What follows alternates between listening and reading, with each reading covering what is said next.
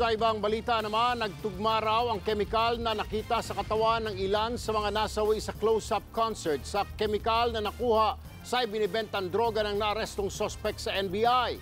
Ang PNP naman umapila sa namuno sa seguridad ng event na makipagtulungan sa investigasyon. Maaksyon si Kim Son. Natapos na ng NBI ang toxicology at confirmatory test sa 12 sa 5 nasabi sa Close Up Forever Summer event. Pero hindi pa raw ito maaaring ilabas bilang respeto sa pamilya ng mga biktima. Ngunit ayon sa source ng News 5, nagpositibo sa ecstasy ang isang biktima. Bagong droga naman na synthetic daw ng ecstasy ang natuklasan sa labi ng isa pa. Ito raw ang sanhi ng massive heart attack na inabot ng 2 nasawi. Ang kemikal na ito, nakita rin sa mga droga na nakuha ng NBI mula sa nahuling sospek na si Joshua Habalo noong Sabado. Sa pagsusuri ng NBI Forensic Services, may synthetic MDMA methylene homolog sa peace rock ecstasy na in daw ngayon sa mga kabataan. Hindi raw nalalayo sa ecstasy ang epekto nito pero maaaring magdulot ng massive heart attack.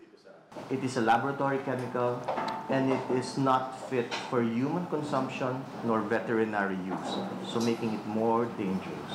And can it lead to massive heart attack? Yes, increased blood pressure, increased heart rate. These drugs that were seized can cause it. Bukod sa peace rock, nahulihan din ng Green Amore si Habalo. Synthetic catenones naman o mas kilala na bath salts ang nadiskubring sangkap nito. Pasok ito sa mga bagong psychoactive substance na ginagamit ngayon ng mga drug user na kapalit ng methamphetamine at cocaine. Inihahalo rin daw ito sa ecstasy. This is far more dangerous than the other stimulants that we have encountered. Itong klaseng droga na ito, what does it do? Diba? Hindi ka makatulog, wala kang ganang kumain.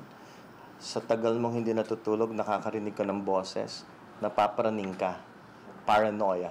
You become very suspicious. So these are symptoms of psychosis. Pero kung ang mga ito na nga ang nainom ng mga biktima, bakit 5 lang ang nasawi gayon talamak daw ang bentahan ng droga sa concert? It depends on the tolerance of the person taking the substance. You wouldn't know how many milligrams are you taking. So is this an overdose or not? We will never know because these are clandestine laboratories.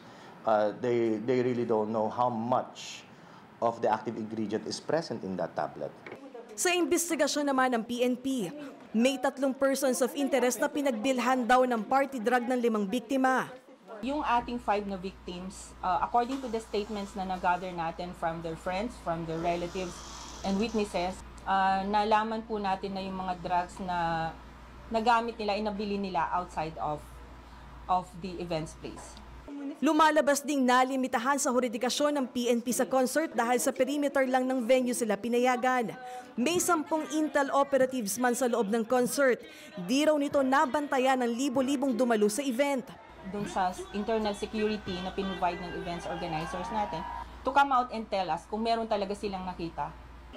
Hinala naman ni Senador Tito Soto, may kinalaman ng gamot na Wariactive sa insidente. Ibinebenta raw ito sa mga botika at maging online.